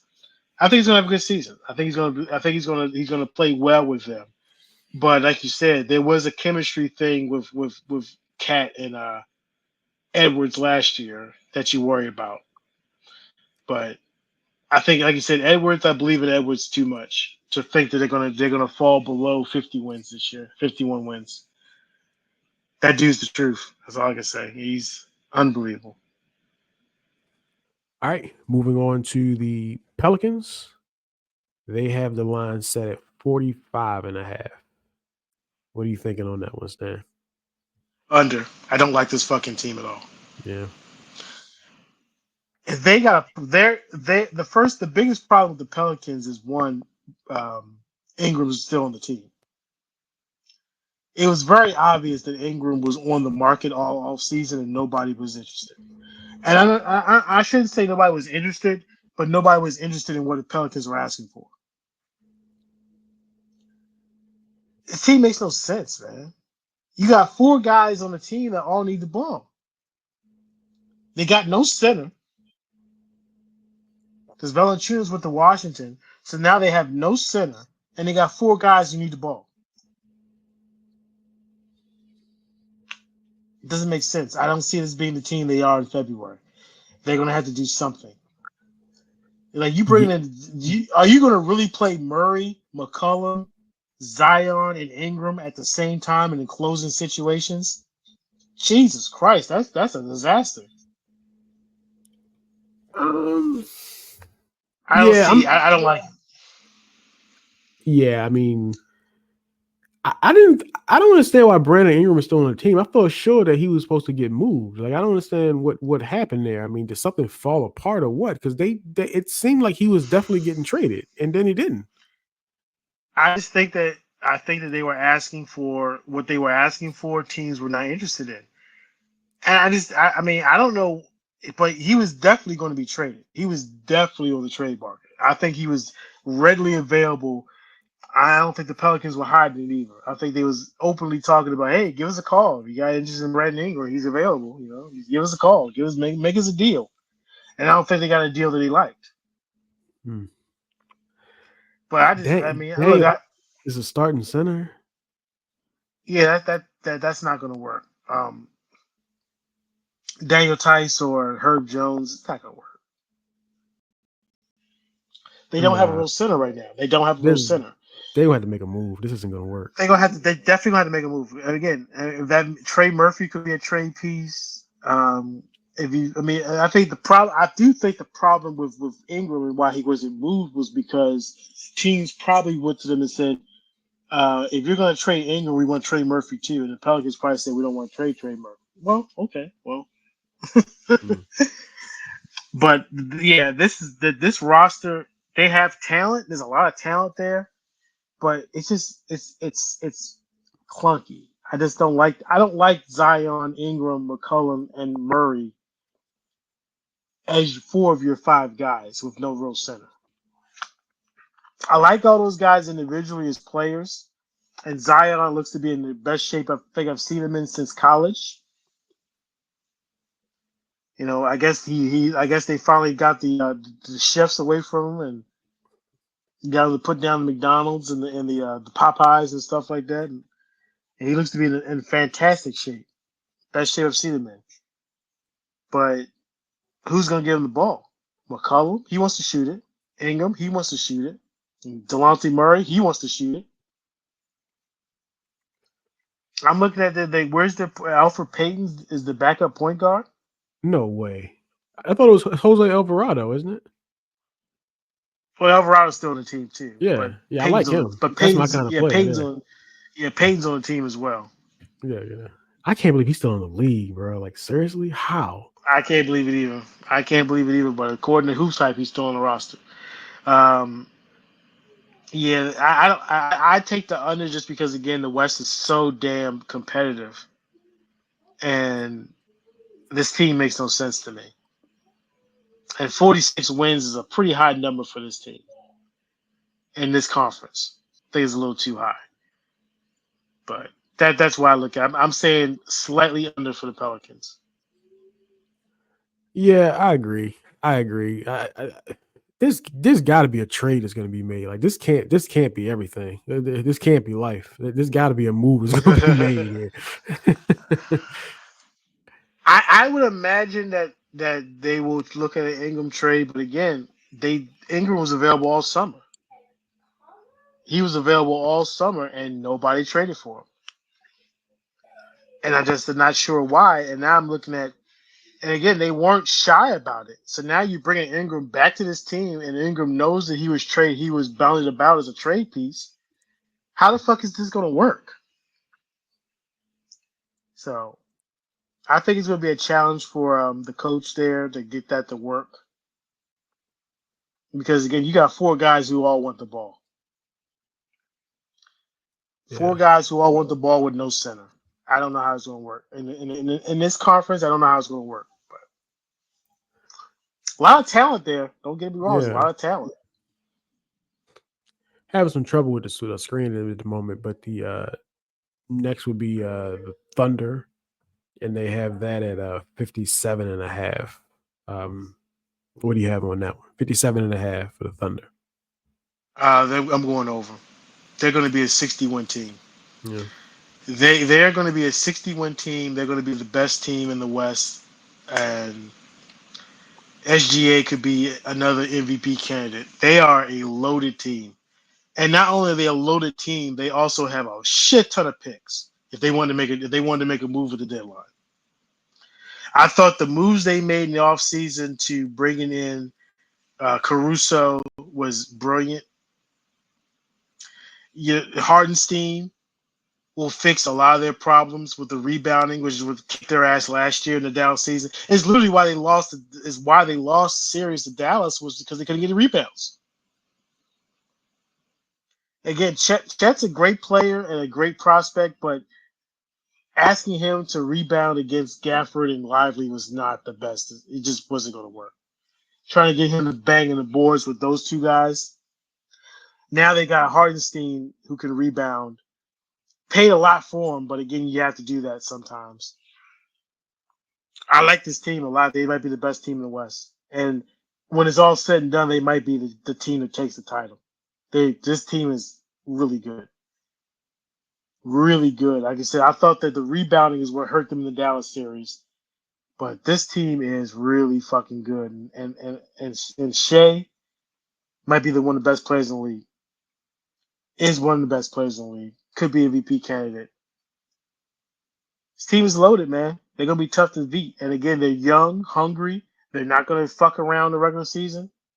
60 wins, I think is a very realistic thing for them to clear. Do you have Shai in the MVP discussion? Absolutely. I think he will be in the top. Again, if OKC wins 60 games, he will be considered. He's going to put up probably about 30 a game. He'll be the MVP candidate. He'll be a top 3-4 MVP candidate. That, and again, there's another kick to the balls for Clippers and Clippers fans because you had that guy on your roster. Mm-hmm. And you had to put him in that trade for Paul George. You just had to do that, I guess. You just had to do it, right? All the picks weren't enough. You had to fucking put SGA in that trade. Stupid. You know the crazy thing about OKC, man? They're just this. I've never seen anything like this. They are a take and eat it two team. I've never seen anything like it. They have a team that's ready to compete for a championship right now, but they also have a bunch of young players that are only getting better, and they also have a treasure chest full of draft picks that they can either use or trade for other stuff. And they're not going to be bad draft picks. We were just talking, they got the Clippers pick. That's Yeah. the way this Clippers season could go. That could be little, they could be in the lottery. Yeah. They listen, Joe, this is not even a joke. This is dead ass serious. They could be the in the NBA finals and play capture the flag at the same time. They could. This could happen. They own the Clippers. They own the Clippers' first round pick. I think the Clippers are going to be fucking horrible this year. Yes. And if Kawhi misses like 3/4 of the season, it could go south really fast. Really fast. And I mean, So and remember, they could. they changed the lottery odds. So I mean, even if they got the 10th, 11th best odds, they can move one up. I mean, the Hawks moved up. That's how they got the number one pick this year. This Right. is crazy, man. I'm with you. This is definitely gonna be the over, man. That pickup of Alex Caruso is gonna be tremendous. That's a great pickup for them. They've got so many good players, and yeah, this this is crazy, man. Chet Holmgren has been as good as advertised, man. He's doing exactly what I thought he could do coming out, and he's only going to get better, man. As his body gets, I've just never seen. Yeah, he's got to get stronger for sure. But he gives them so much. Lou Dort's one of my favorite players in the league right now. I just love watching him play, man. He's just my kind of player. So yeah, I'm with you. I'm taking the over. And they have if something were to happen where they get off to a okay start but not as good as they want, they got everything you need to make a move if they wanted to. They got a treasure chest, man. Yeah, the treasure chest of picks and young players that they can make a move and not mess up their core of their team. Mm-hmm. You know, they could easily do it and bring in another guy to go along with SGA, and they're a scary team. Like I said, they're going to be one of those teams that takes the regular season seriously. Yep. They could absolutely win they might win the NBA Cup, the in-season tournament. Yep. Because they're going to take it seriously. Yep. That'd be my pick. They're going to take it seriously. So 60 wins to me is very, very, very possible for them. So I might lock that over too. Yeah. Because they're going to be really fucking good. Do they have betting lines on the in-season cup? They do. Mm-hmm. Oh, you can bet anything in this fucking thing. You can bet on who's going to average, point per game averages, assists average. You can bet anything. Mm-hmm. But yeah, they if I had to look at teams to play the in-season tournament, the Thunder would probably be my favorite to win it. And they might be the first ones to win the in-season tournament and win the NBA championship because they definitely can win the title. Yeah. They can definitely win the title with this roster, with the coaching. They could definitely win it. I agree, man. So I'm definitely taking the over on that. I'm actually surprised they didn't set that line at 60. What did they set the Celtics at? 57, I think, or 58. I can't remember, but the Celtics were 58.5. So the Celtics were at 59 wins. Yeah, they should have put the Thunder at the same one. Honestly, that's what I would have done. Yeah, I think everybody's gonna hit that over. Yeah, I do. I definitely, like I said, I would definitely look at Celtics Thunder 60+ wins if you're gonna do any kind of parlay with that. That's where I would start it because I do think those two teams are good for 60 this year. Yep. All right, moving on to the Phoenix Suns. They have the line set at 48.5.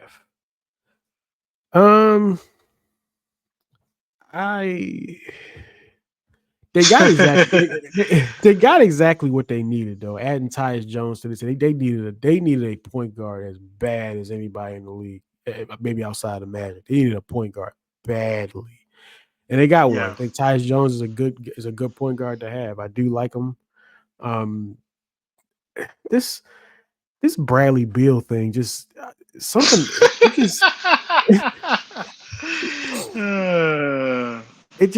it just don't look right to me.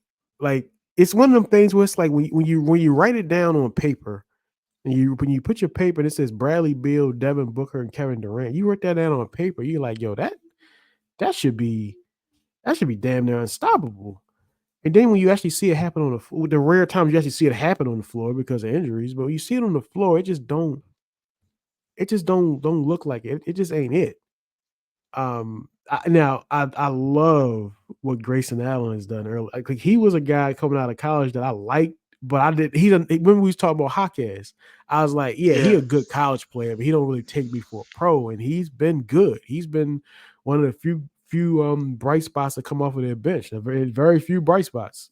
What is it? 48 and a half. Where's Kurt? Under. Just slightly under. Slightly under. Where's Kurt? I would take the over. I'll take the over because of what you said about the point guard situation and then bringing in Tyrus Jones. Tyrus Jones is really good ball distributor for them. And they needed that badly. They really needed a point guard. I get the Bradley Beal thing, and again, if you look at Bradley Beal's financial situation, it's $50 million this year, $53 million next year, and $57 million year after that. So it's a lot. I like the team. The team is they got a nice group of role players around the big three. I still don't know the big three thing is ever going to work in this league anymore. But look, Booker is Booker. He's an elite level scorer. And Bradley Beal is Bradley Beal at this point. I don't know what you're going to give for Bradley Beal. Not just an amount of games played, but what he's going to produce on the court. He was a zero in that playoff series with Minnesota last year. An absolute zero. Contributed hardly nothing. And then Durant, like he's still KD. He produced in the Olympics when he was called upon. He's still KD. But again, he's from the 2007 draft, man.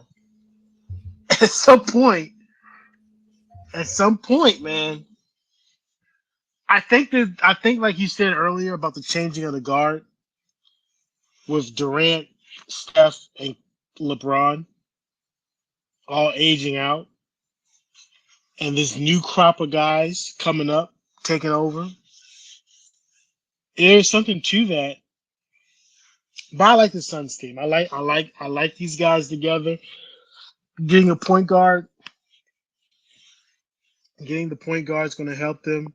So Booker is not so much relying upon to distribute. And Bradley Beal is not your fucking point guard.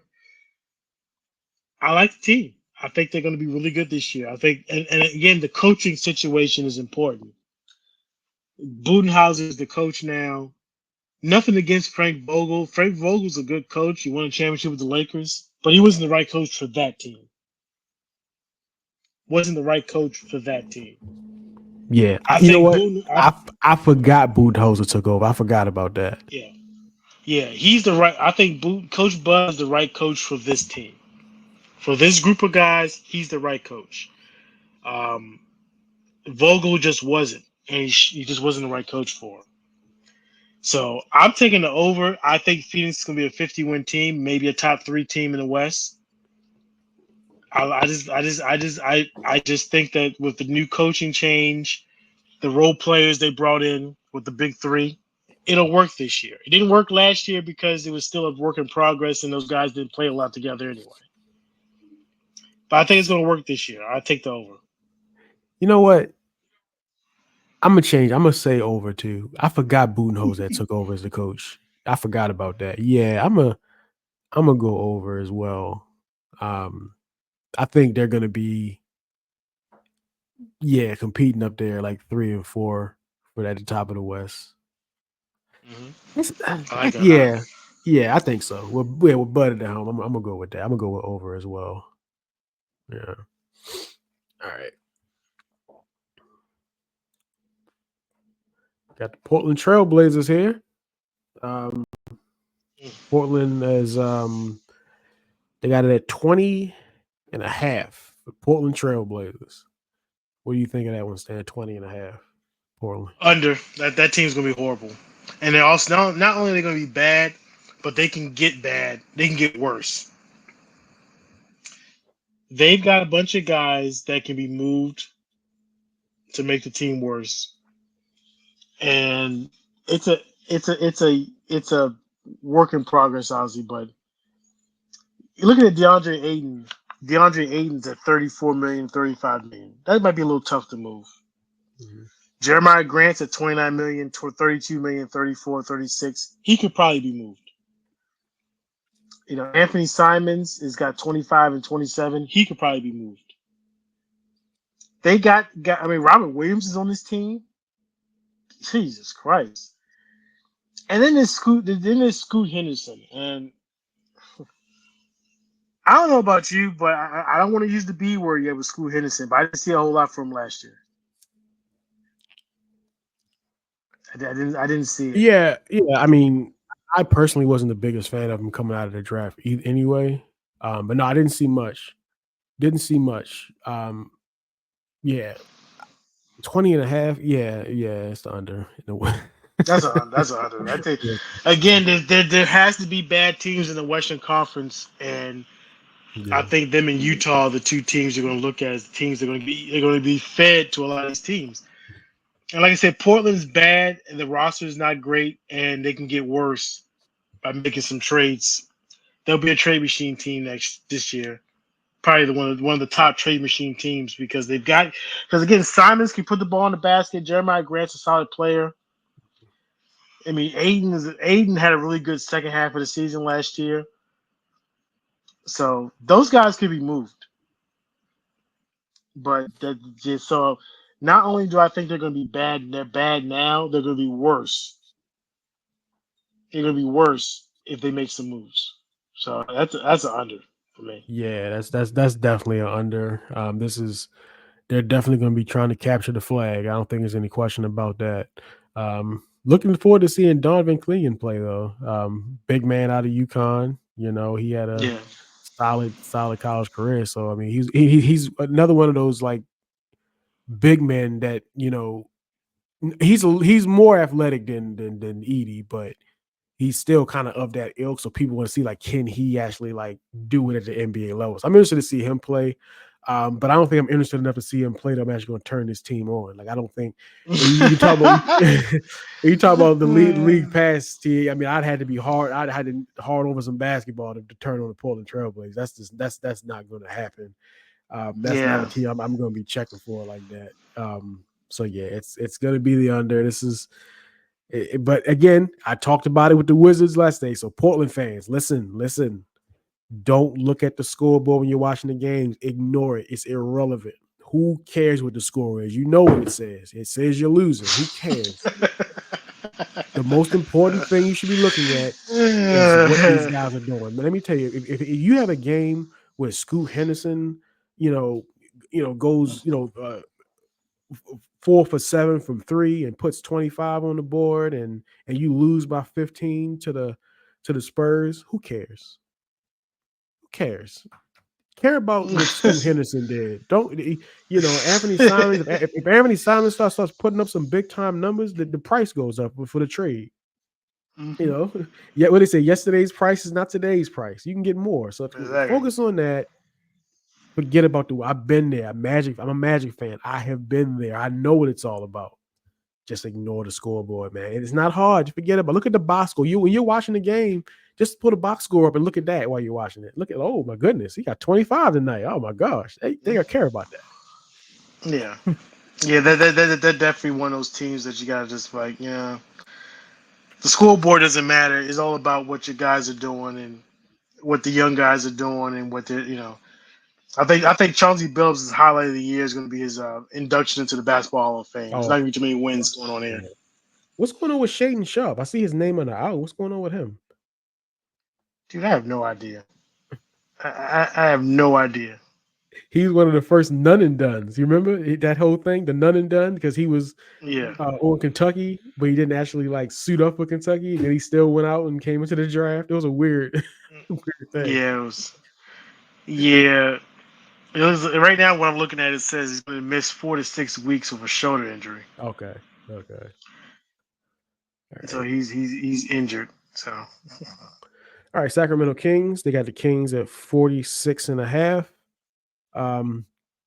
The big thing they did here was obviously add DeMar DeRozan to the team. They were able to sign back Malik Monk. That was a guy I had my eye on. They were able to get him back. What they have would get 46.5. Man, I got such a weird relationship with this team because I'm an Orlando Magic fan. I'm live and die Orlando Magic fan. Like Orlando is my wife. But the Kings are like my side piece. Like I would always watch the Kings.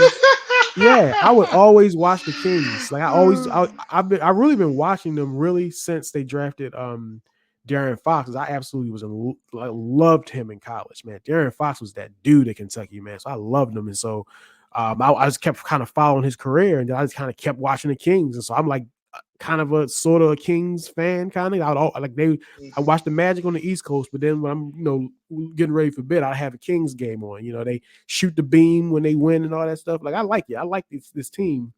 But obviously they made me very upset with the way they performed last year. Like I was very disappointed in them last year. Like I thought they were gonna be way better than that. So just adding DeMar DeRozan get this team to over 47, right? 46 and a half. So they have to get them to 47 wins. 47 wins. Gotta get to 47. Oh Lord.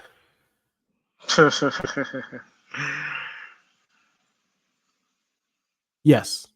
I'm taking the over. I like the team, man. Like they have a lot of guys that they're just good players, man. Like Keegan Murray, I love what he brought to that team.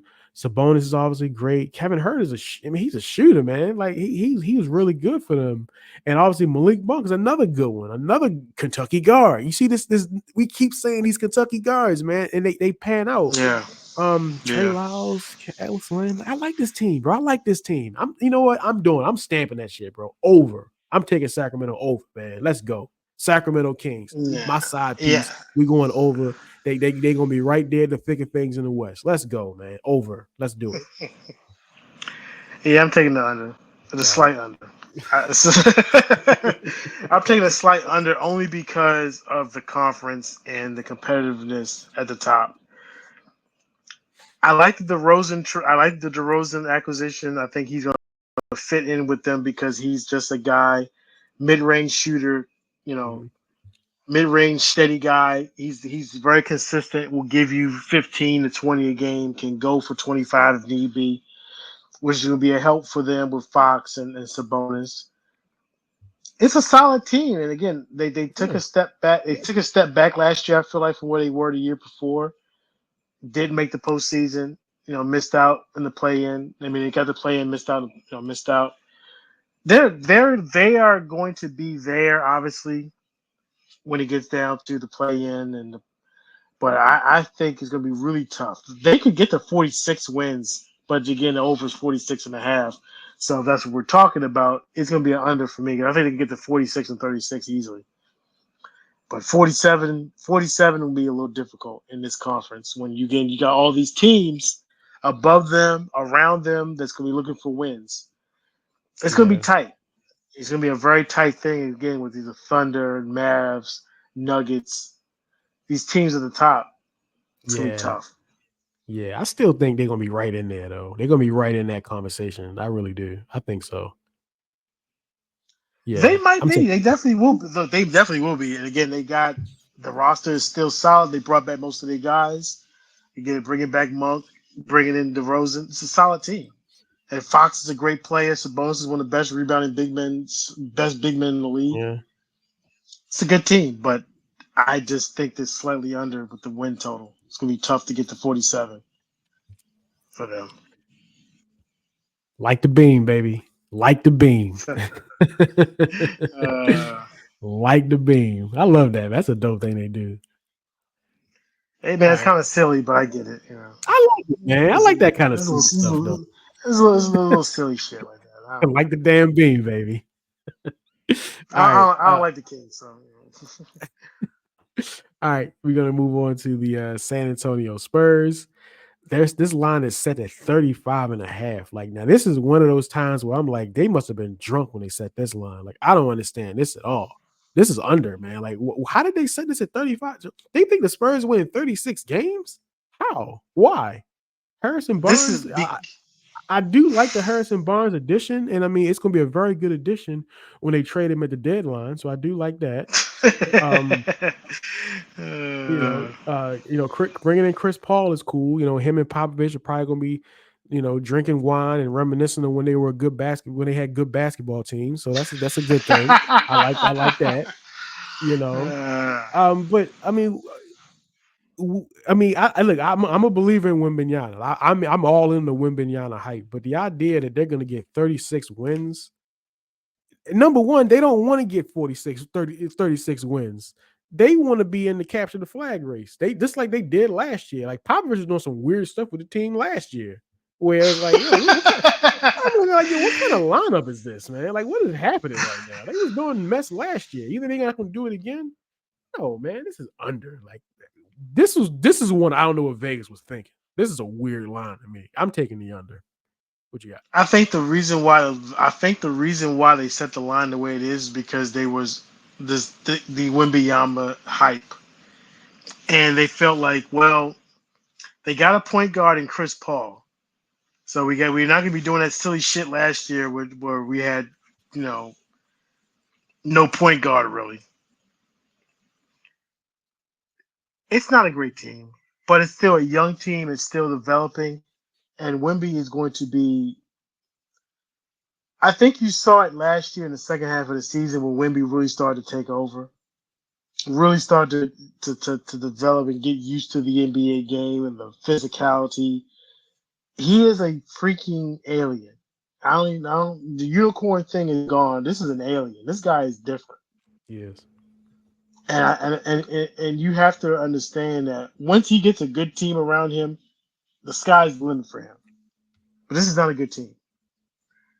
Yeah, it's not a good 36 team. wins, like 36. To sit it, 36 is a really ambitious number, and I'm going under. I'm going under 2. They could maybe get to 30 wins, maybe. Yeah, but about again, right. in this conference, again we keep saying that shit, but in this conference, man, to think that they're going to get to 36 wins with this roster. I mean, Chris Paul is 100 years old, and Harrison Barnes, like I said, he's gonna be a great piece from the trade. In February. Yeah, he'll be moved. He'll definitely be moved. It's just not a good. It's.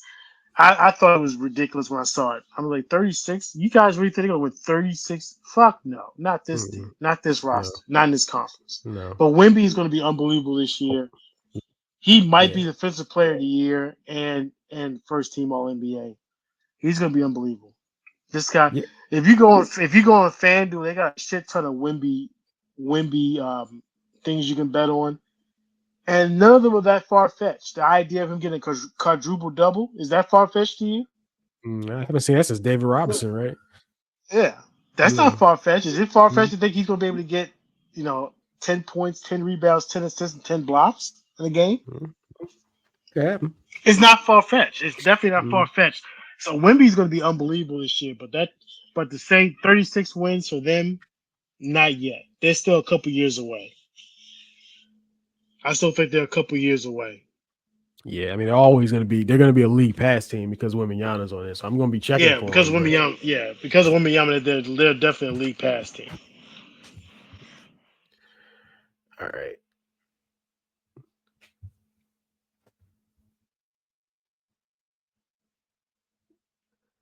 And we're closing things out with the Utah Jazz.